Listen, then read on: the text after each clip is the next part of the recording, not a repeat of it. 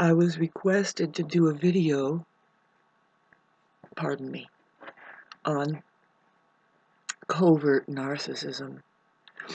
Covert is a word, it means hidden or put inside.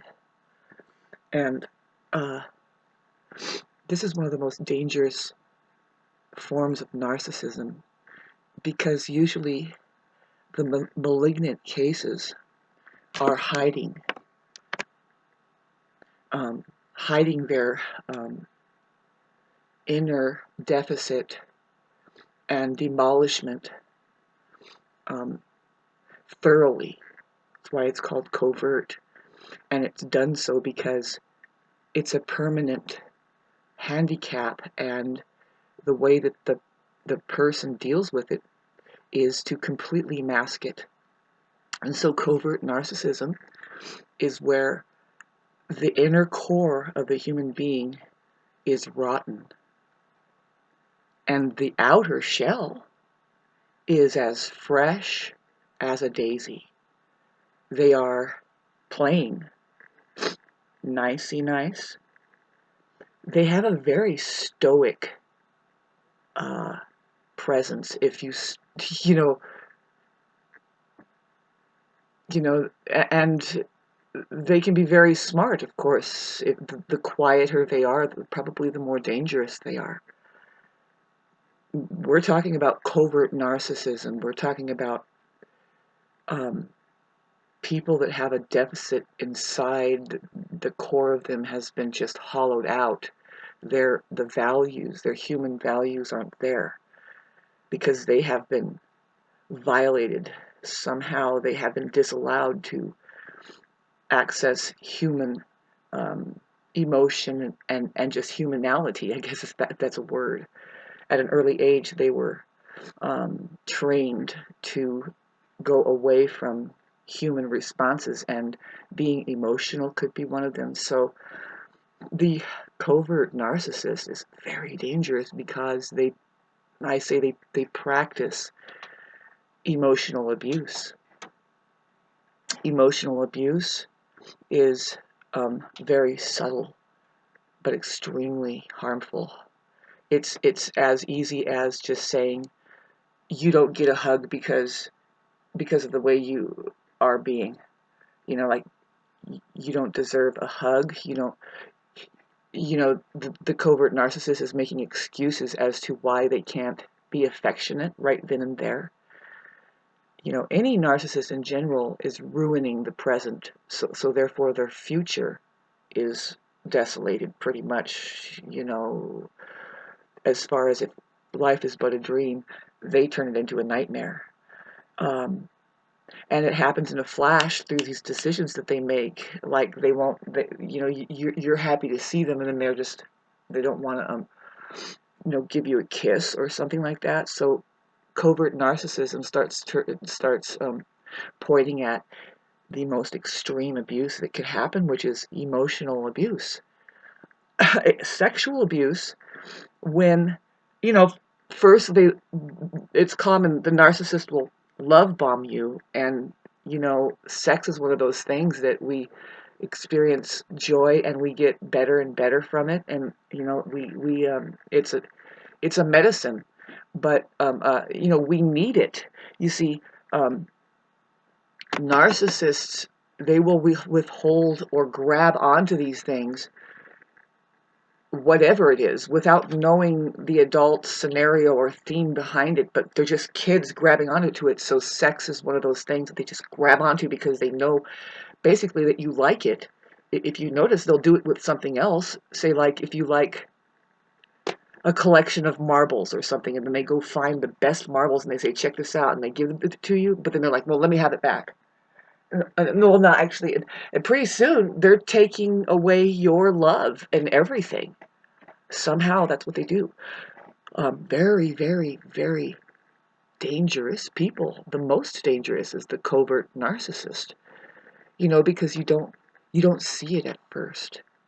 But if you're a super sensitive empath, and if you're educated, and if you're being honest with your inner nervous system, you'll get red flags. See, it comes with gift giving. the covert narcissist. They think that they kind of play the game of, well, you want these gifts, right?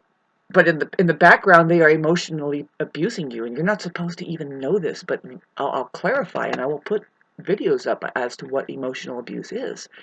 It's withholding affection. It's withholding emotions. It's denying you your emotionality. Like it doesn't even exist that you feel certain ways. They're not going to talk to you about all kinds of different things that, like if you're married to them, but you can see it when you don't have to be married to them. Just try to form a closer relationship where now you guys are relying on each other to actually like be there, be available emotionally. No, they're not there, and they are doing the withholding on purpose because that's the way they gain their power.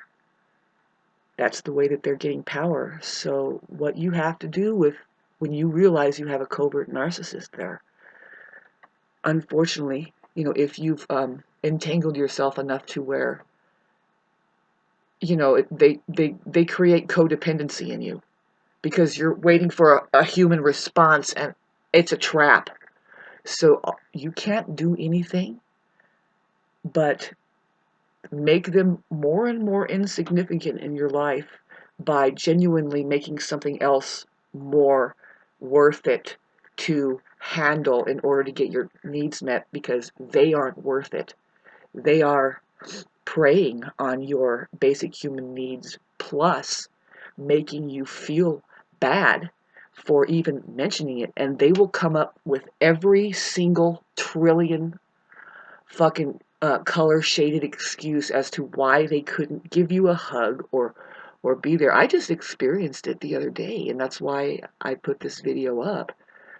It's shocking to me, and I'm here to tell you, babes, that you can find other people who do not behave this way.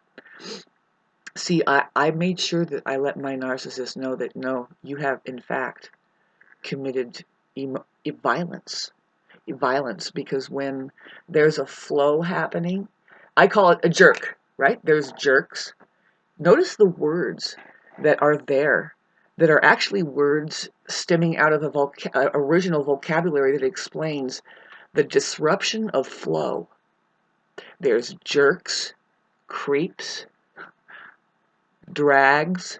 There's other words too, you can think of them, that are vocabulary words that points at the disruption of a natural flow. And so it jerks you around. You expect, it's not an expecting thing, it's a human ethic that we're going to get better and better, and we're going to keep it reinforcing our vortex through love and accepting and being there. Nope. They are undermining you. That's their purpose, and then basically you will figure out that you're in deep trouble if you don't go get a support system that is more real than what these fucking assholes are pulling. And it's very dangerous because they probably have a high position in society. They are enough damaged that they are overachievers and they make a lot of money, and they're using these resources to, of course, mask. But what they're doing is they're using these resources to get to you. Men especially. Well, this is how it goes naturally.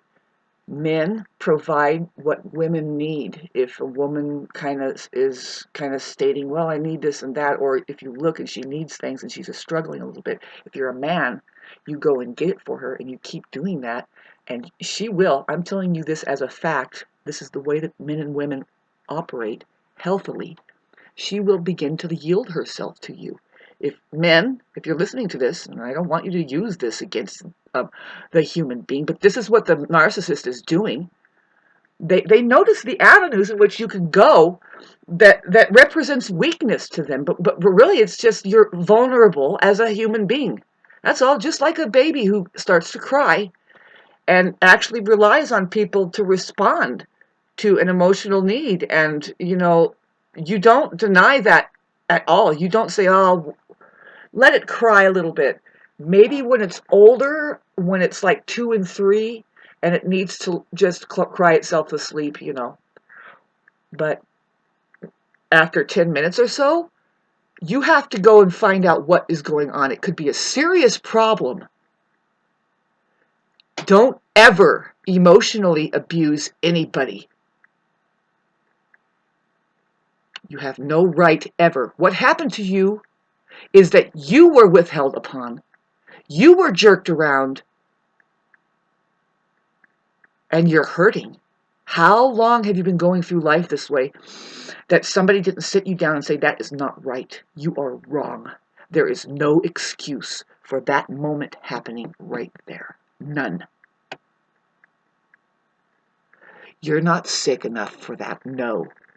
In fact, you are sick, and that's what you need.